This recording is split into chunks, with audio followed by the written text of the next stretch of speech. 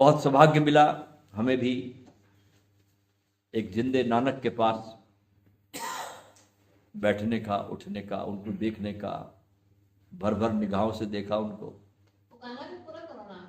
कौन सा? 2 लाइन गाए हो। वो 2 ही लाइन है उसकी।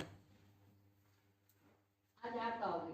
तो सौभाग्य मिला गुरु के चरणों में बैठने का महीनों तक के। बहुत छोटे थे तब जुड़ गए थे और पूरे जीवन भर लगता यही कार्य के लिए धरती पर आए थे हम भी। और आज भी यही देखो कार्य हो रहा। तो बहुत सौभाग्य मिला गुरु के चरणों में बैठना। और एक बार ऐसा सौभाग्य मिला कि जब ये अमेरिका का इनका आश्रम समाप्त हुआ, उसके बाद ये भारत आए, भारत से ये नेपाल गए। भारत जब ये आए दिसंबर में 1985 में, तो मनाली गए, एक महीना रुके। हम भी भागे मनाली, हम भी रुके। बहुत सर्दी, मनाली की सर्दी आप देख सकते हैं दिसंबर की। स्पैन रिसोर्ट में रुके, हम भी रुके। कहीं बाहर एक कमरा ले लिया हमने और रोज सत्संग में जाते बैठते पूरा महीना। फिर ये विश्व की यात्रा पर निकले 6 महीने और लौटकर फिर बंबई आए वापस 29 जुलाई 1986 को।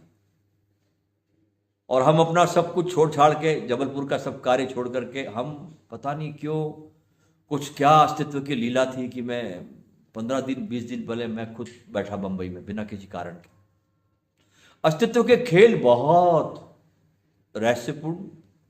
और जैसे जैसे तुम्हारी प्यास होती है, तुम्हारे भीतर की तड़प होती है, मैंने देखा कि अस्तित्व तुमको संभालता है। इसलिए अस्तित्व पर भरोसा रखो। और वह हमारी उनसे मुलाकात होती है। एक छोटे से किसी अपने शिष्य के घर पे रुकते हैं। वो 3 बेडरूम का घर है और इससे थोड़ा छोटा उसका ड्राइंग रूम है। 30-40 लोग उसमें बैठते हैं रोज सुनने उनको प्रवचन। और वहां पर रोज सौभाग्य मिला उनके चरणों में बैठ करके अपने गीतों को गाने का, अर्पित करने का। ये खेल 6 महीने चला उनके साथ मेरा।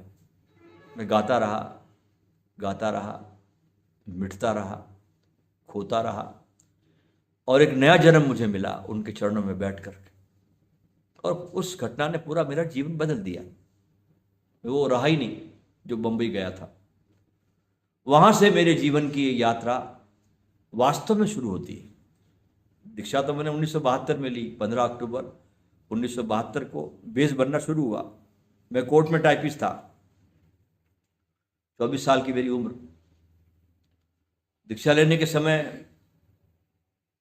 गुरुजी कहते क्या करते हो? मैंने कहा भगवान मैं छोटा मोटा एक टाइपिस्ट हूँ कोर्ट में। आंख बंद करी, बोले वो छोड़ दो और तुमको मेरा कार्य करना है।